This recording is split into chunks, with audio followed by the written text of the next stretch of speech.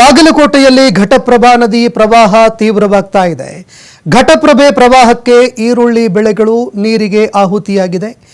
2 ಎಕರೆಯಲ್ಲಿ ಬೆಳೆದಂತಹ ಈರುಳ್ಳಿ ಬೆಳೆ ಸಂಪೂರ್ಣ ನೀರು ಪಾಲಾಗಿ ರೈತ ಪರದಾಡುವಂತಹ ಪರಿಸ್ಥಿತಿ ನಿರ್ಮಾಣ ಆಗಿದೆ. ಚಿತ್ರಭಾನುಕೋಟೆ ಗ್ರಾಮದ ರೈತ ಹನುಮಂತ ಗಡ್ಡಿ ಕಂಗಾಲಾಗಿದ್ದಾರೆ. ಬಾಗಲಕೋಟೆ ಜಿಲ್ಲೆ ಮುಧೋಳ ತಾಲೂಕಿನ ಚಿತ್ರಭಾನುಕೋಟೆ ರೈತ ಅಂದಾಜು 4 ರಿಂದ 5 ಲಕ್ಷ ಲಾಭದ ನಿರೀಕ್ಷೆಯಲ್ಲಿ ಇದ್ದಂತಹ ರೈತ ಹನುಮಂತ ಗಡ್ಡಿಯವರು ಈಗ ತಲೆ ಮೇಲೆ ಕೈ ಹೊತ್ತು ಕೂರುವಂತಹ ಪರಿಸ್ಥಿತಿ ಎದುರಾಗ್ತಾ ಇದೆ. ಇನ್ನು ಘಟಪ್ರಭಾ ನದಿ ನೀರು ಅಪಾರ ಪ್ರಮಾಣದಲ್ಲಿ ಹರಿದು ಬರ್ತಾ ಇರೋದ್ರಿಂದಾಗಿ ಪ್ರವಾಹದಂತಹ ಪರಿಸ್ಥಿತಿ ಎದುರಾಗಿದೆ. ಸೊಗಸಾಗಿ ಬೆಳೆದು ನಿಂತಿರುವಂತಹ ಬೆಳೆ ಸರಿಸುಮಾರು 4 ರಿಂದ 5 ಲಕ್ಷ ರೂಪಾಯಿಯಷ್ಟು ಆದಾಯದ ನಿರೀಕ್ಷೆಯಲ್ಲಿ ಇದ್ದಂತಹ ರೈತ ಈಗ ಕಂಗಾಲಾಗಿರುವಂತಹ ಪರಿಸ್ಥಿತಿ ನಿರ್ಮಾಣ ಆಗಿದೆ. ಇನ್ನು ಒಳ್ಳೆ ಬೆಳೆ ಬಂದಿತ್ತು, ಇನ್ನೇನು ಕೆಲವು ದಿನಗಳಲ್ಲಿ ಬೆಳೆ ಕೊಯ್ಲಿಗೂ ಕೂಡ ಬರ್ತಾ ಇತ್ತು. ಆದರೆ ಪ್ರವಾಹದಿಂದಾಗಿ ಈಗ ರೈತ ಸರಿಸುಮಾರು 2 ಎಕರೆಯಷ್ಟು ಬೆಳೆ ಕಳೆದುಕೊಂಡಿದ್ದಾರೆ. ಹೀಗಾಗಿ ಸಾಧ್ಯವಾದಷ್ಟು ಇದಕ್ಕೆ ಪರಿಹಾರ ನೀಡಬೇಕು ಅಂತ ಮನವಿ ಮಾಡಿಕೊಂಡಿದ್ದಾರೆ. ಇನ್ನು ಇದೇ ವಿಚಾರಕ್ಕೆ ಸಂಬಂಧಪಟ್ಟಂತೆ ನಮ್ಮ ಪ್ರತಿನಿಧಿ ಗುರು ಹಿರೇಮಠ್ ರೈತ ಹನುಮಂತ ಗಡ್ಡಿ ಅವರನ್ನ ಮಾತನಾಡಿಸಿದ್ದಾರೆ. ಏನು ಹೇಳಿದ್ದಾರೆ ರೈತ ಕೇಳಿ. ರಾಜ್ಯದಲ್ಲಿ ಒಂದೆಡೆ ಮಳೆ ಆರ್ಭಟ ಜೋರಾಗಿದ್ರೆ ಏನು ಮಹಾರಾಷ್ಟ್ರ ಮತ್ತು ಗಡಿಭಾಗ ಬೆಳಗಾವಿಯಲ್ಲಿ ಸುರಿದಂತ ಮಳೆಗೆ ಉತ್ತರ ಕರ್ನಾಟಕ ಬಹುತೇಕ ಭಾಗದ ರೈತರು ಇವತ್ತು ಕಣ್ಣೀರಿಡುವಂತಹ ಪರಿಸ್ಥಿತಿ ನಿರ್ಮಾಣ ಆಗಿರುವಂತದ್ದು. ನಾನೀಗ ಬಾಗಲಕೋಟೆ ಜಿಲ್ಲೆಯ ಮುಧೋಳ ತಾಲೂಕಿನ ಚಿತ್ರಭಾನುಕೋಟೆ ಗ್ರಾಮದ ಹನುಮಂತ ಗಡ್ಡಿ ಅವರ ತೋಟದಲ್ಲಿರುವಂತದ್ದು. ನೀವು ದೃಶ್ಯಾವಳಿಗಳಲ್ಲಿ ನೋಡ್ಬೋದು. ಏನು ಈರುಳ್ಳಿ ಬೆಳೆದಿರ್ತಕ್ಕಂಥ ರೈತ ಅಂದ್ರೆ ಇಲ್ಲಿ 2 ಎಕರೆ ಬೆಳೆದಿರ್ತಕ್ಕಂಥ ಈರುಳ್ಳಿ ಇವತ್ತು ಘಟಪ್ರಭಾ ನದಿಗೆ ಹೊಂದಿಕೊಂಡಿರ್ತಕ್ಕಂಥ 65,000 ಕ್ಯೂಸೆಕ್ಸ್ ನೀರು ಈಗಾಗಲೇ ಘಟಪ್ರಭಾ ನದಿಗೆ ಬಂದಿರೋದ್ರಿಂದಾಗಿ ಅಪಾರ ಪ್ರಮಾಣದ ಅಂದ್ರೆ 2 ಎಕರೆ ಬೆಳೆ ಸಂಪೂರ್ಣವಾಗಿ ಈಗಾಗಲೇ ಜಲಾವೃತವಾಗಿರುವಂತದ್ದು ನೀವು ನೋಡಬಹುದು. ಯಾಕಂತಂದ್ರೆ ಇವತ್ತು ಈರುಳ್ಳಿ ಏನು ಬೆಳೆದಿರ್ತಕ್ಕಂಥ ರೈತ ಏನು ಹನುಮಂತಿದ್ದಾರೆ ಅವರ ತೋಟದಲ್ಲಿ ನೋಡಬಹುದು ನೀವು ದೃಶ್ಯಾವಳಿಗಳಲ್ಲಿ ಯಾವ ರೀತಿಯಾಗಿ ಈರುಳ್ಳಿ ಸಂಪೂರ್ಣವಾಗಿ ಈಗಾಗಲೇ ಜಲಮಯವಾಗಿರುವಂತದ್ದು. ಅಂದ್ರೆ ಒಂದ್ ಕಡೆ ಇನ್ನೇನು ಕೇವಲ 15 ದಿನಗಳಲ್ಲಿ ಫಸಲು ಬರ್ತಾ ಇತ್ತು, ಜೇಬಿಗೆ ದುಡ್ಡನ್ನ ಇಟ್ಕೊಂಡು ರೈತ ಸಂತೋಷವನ್ನ ವ್ಯಕ್ತಪಡಿಸಬೇಕಾಗಿತ್ತು. ಆದ್ರೆ ಈರುಳ್ಳಿ ಇವತ್ತು ಮತ್ತು ಈರುಳ್ಳಿ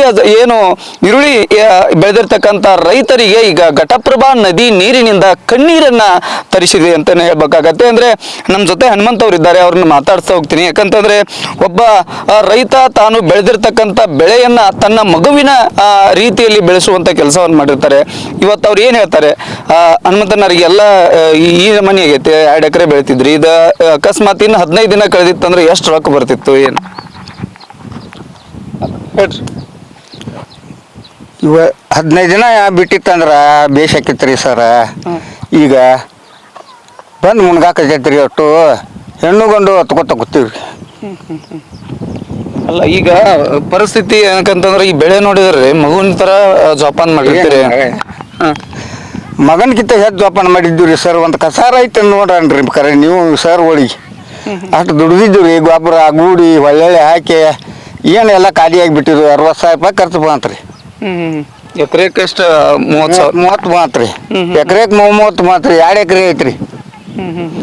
ಅದಕ್ಕೆ ಹತ್ಕೊತ ಮನೆಗೆ ಹೋಗಿದ್ದೀವಿ. ಈಗ ಸ್ವಾಮಿಗಳು ಬಂದಿದ್ರೆ ಮತ್ತೆ ಕರೆಸಿದ್ರಿ ಇಲ್ಲಿ ಹೊಲಾಗ. ಏನು ಉಳ್ದಂಗೆ ಒಟ್ಟ ಇಲ್ರಿ ನೋಡ್ರಿ, ಎಲ್ಲ ಖಾಲಿ ಆಗೈತಿ ಸರ್. ಈಗ ಸರ್ಕಾರಕ್ಕೆ ಏನ್ ಮನವಿ ಮಾಡ್ತೀರಿ? ಯಾಕಂತಂದ್ರೆ ಇಂಥ ಬೆಳೆ ನೀವು ಯಾಕಂತಂದ್ರೆ ಈಗ ಫಸಲಿಗೆ ಬಂದು ಬೆಳೆ ನೋಡಿ ನಿಮ್ಗೆ ಕಣ್ಣೀರು ಬರಾಕತ್ತ. ಅಂದ್ರೆ ಜನರಿಗೆ ಈಗ ರೈತರಿಗೆ ಏನಾದ್ರು ಸರ್ಕಾರ ಏನ್ ಕೊಟ್ರೆ ನಿಮ್ಗೆ ಅನುಕೂಲ ಆಗತ್ತ? ಬೆಳೆ ಪರಿಹಾರ ನೋಡಿ ಕೊಡ್ರಿ. ಒಂದು 4-5 ಲಕ್ಷ ರೂಪಾಯಿ ಕೊಡ್ರಿ. ಅಷ್ಟಾದ್ರೆ ಖರ್ಚು ಪರ್ತ ಎಲ್ಲ ಇದಾಕತ್ರಿ. ನಮ್ಗೂ ಊಟಕ್ಕೆ ಆಕತಿ.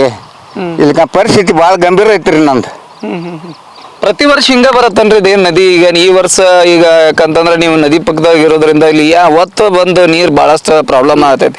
ಆ ತಡೆಗೋಡೆ ಏನಾದ್ರು ಸಮಸ್ಯೆ ಮಾಡ್ತೈತೇನಂತ? ವರ್ಷ ಏನು ಬರ್ತಿದ್ದಿಲ್ರಿ ಸರ್, ಅದಕ್ಕೆ ಉಳ್ಳಾಗಡ್ಡಿ ಹಾಕಿದ್ವು. ಈ ಸೇಮ್ ಆಗಿಬಿಡ್ತೀವಿ. ನನ್ನ ಬಳೆ ತೊಡಿ ಮಠ ಐತ್ರಿ ಉಳ್ಳಾಗಡ್ಡಿ. ಈಗ ಆ ಭಾಗದೊಳಗೆ ಎಷ್ಟು ಪ್ರಮಾಣದಲ್ಲಿ ಈರುಳ್ಳಿ ಬೆಳೆ ಐತ್ರಿ ಅಲ್ಲಿ ತೀರಾ ಹೆಚ್ಚಿತ್ರಿ. ಹಾ ಹಾ ಹಾ ಮಡಿ ಸರದಿ ಹಾ ಹಾ ಇದಕ್ಕಿಂತಲೂ ಅದು ಚೆನ್ನಾಗಿದೆ. ತೀರಾ ಹೆಚ್ಚಿತ್ರಿ. ಎಷ್ಟು ಪಿಸ್ವಿ ಹಾಕಿತ್ರಿ ಇಲ್ಲಿಗ? ಈಗ ನೋಡ್ರಿ 200 ಪಿಸಿ ಹಾಕಿತ್ ನೋಡ್ರಿ. 200 300 ಹಿಡಿರಿಲ್ಲ ಬೇಕಾರೆ ಎಕರೆಗೆ 150 ಆದ್ರೂ 300 ಪಿಸಿ ಉಳ್ಳಾಗಡ್ಡಿ ಹಾಕಿತ್ ನೋಡ್ರಿ. ರೇಟ್ ಚಲೋ ಆತಂದ್ರ ರೇಟ್ ಚಲೋ ಆತ 5-6 ಲಕ್ಷ ರೂಪಾಯಿ ರೀ. ಅದಕ್ಕೆ ರೀ ನನ್ನ ಪರಿಸ್ಥಿತಿ ಹಿಂಗೈತಿ.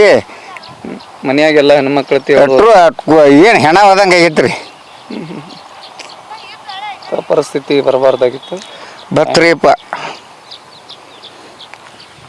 ಇದು ರೈತರು ಒಂದ್ ಕಡೆ ಕಣ್ಣೀರಿನ ಪಾಸ್ಪವನ್ನ ಕೂಡ ಮಾಡ್ತಿರುವಂತದ್ದು. ಒಂದೊಂದ್ ಕಡೆ ಈರುಳ್ಳಿ ಚಿನ್ನದ ಬೆಲೆ ಇರುವಂತ ಈರುಳ್ಳಿ ಬೆಲೆಗೆ ಇವತ್ತು ರೈತ ಏನು ಘಟಪ್ರಭಾ ನದಿ ನೀರಿನ ಪ್ರವಾಹಕ್ಕಾಗಿ ಏನು ಬೆಳೆದಿರ್ತಕ್ಕಂಥ ಬೆಳೆ ಸಂಪೂರ್ಣವಾಗಿ ಈಗಾಗಲೇ ಬೆಳೆ ಜಲಾವೃತವಾಗಿ ತನ್ನ ಬೆಳೆಯನ್ನ ಇನ್ನೇನು 15 ದಿನಗಳಲ್ಲಿ ಫಸಲು ಬರ್ತಿತ್ತು, ನನ್ನ ಜೇಬಿಗೆ ಹಣ ಸೇರ್ತಿತ್ತು ಅನ್ನೋ ನಿಟ್ಟಿನೊಳಗೆ ಘಟಪ್ರಭಾ ನದಿಯ ನೀರಿನ ಒಂದು ರುದ್ರ ನರ್ತನದಿಂದ ನನ್ನ ಏನು ಘಟಪ್ರಭಾ ಪ್ರಮಾಣದ ನದಿ ನೀರಿನಿಂದ ಕಣ್ಣೀರನ್ನ ತರಿಸಿದೆ ಅನ್ನುವಂಥ ಅಳಲನ್ನ ಕೂಡ TV5 ಜೊತೆ ಹಂಚಿಕೊಂಡಿರುವಂಥದ್ದು.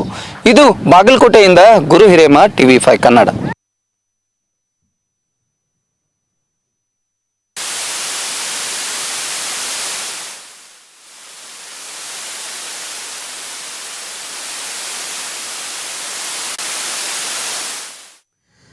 ಇನ್ನು ಒಂದೆಡೆ ಘಟಪ್ರಭಾ ನದಿ ಅಪಾಯ ಮಟ್ಟ ಮೀರಿ ಹರಿತಾ ಇದೆ ಈಗಾಗಲೇ. ಈ ನಡುವೆ ಘಟಪ್ರಭಾ ನದಿಗೆ ಈಗ ಮತ್ತೆ 67,000 ಕ್ಯೂಸೆಕ್ ನೀರು ಹರಿದು ಬರ್ತಾ ಇದೆ. ಮಾಚಕನೂರು ಚಿಕ್ಕೂರು ಸಂಪರ್ಕಿಸುವಂತಹ ಸೇತುವೆ ನೀರಿನಲ್ಲಿ ಮುಳುಗಡೆಯಾಗಿದೆ. ಬಾಗಲಕೋಟೆ ಜಿಲ್ಲೆ ಮುಧೋಳ ತಾಲೂಕಿನ ಮಾಚಕನೂರು ಸೇತುವೆ ನೀರಿನಲ್ಲಿ ಮುಳುಗಡೆಯಾಗಿದೆ. ಮಾಚಕನೂರು ಹೊಳೆ ಬಸವೇಶ್ವರ ದೇಗುಲಕ್ಕೆ ಜಲ ದಿಗ್ಬಂಧನ ಎದುರಾಗಿದೆ. ಘಟಪ್ರಭಾ ನದಿ ಪಾತ್ರದ ಗ್ರಾಮಗಳಲ್ಲಿ ಪ್ರವಾಹದ ಭೀತಿ ಕೂಡ ಹೆಚ್ಚಳವಾಗಿದೆ. ಇನ್ನು ಘಟಪ್ರಭಾ ನದಿ ಪಾತ್ರದಲ್ಲಿ ಇರುವಂತಹ ಗ್ರಾಮಗಳಲ್ಲೂ ಪ್ರವಾಹದ ಭೀತಿ ಆವರಿಸಿಕೊಳ್ತಾ ಇದೆ.